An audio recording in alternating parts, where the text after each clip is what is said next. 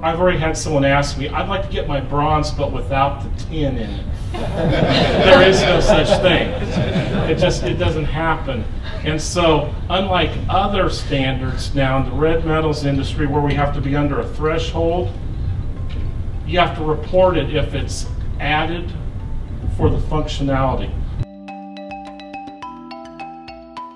So even if it's 0.5% or 0.05%, if it's intentionally added for the sake of the alloy, it will be under the compliance rule. And so there are a host of copper alloys.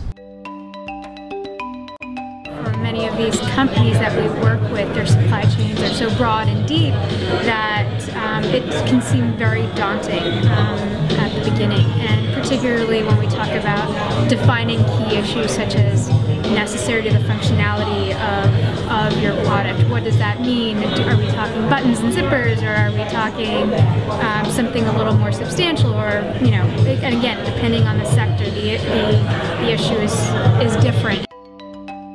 Most of the people that buy steel from us have never, many of them have never traveled very far from their hometown. They're very small companies.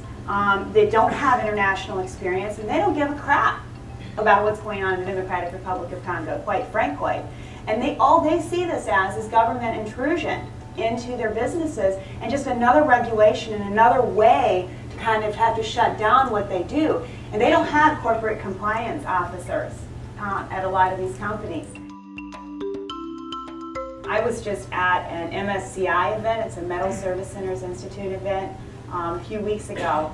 And there was a group similar to this, maybe about twice this size. All top executives in the metals industry were sitting in this meeting. And there was a discussion up on a panel that looked just like this. How is conflict minerals impacting your business, the question went. You can see him starting to kind of steam up. And he says, we just had a customer send us a request for conflict minerals, and they told us that even though we've been doing business for 25 years, that if we have anything in our material that comes from the Democratic Republic of Congo, then we are out as a supplier.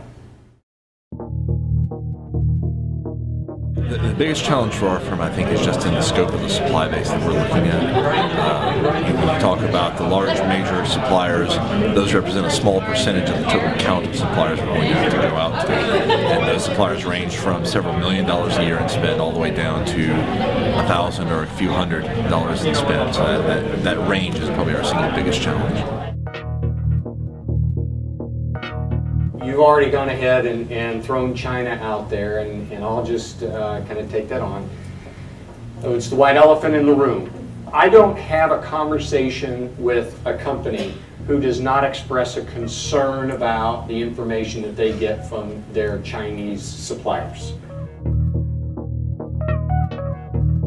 The vast majority of tungsten in the world is mined and found in China.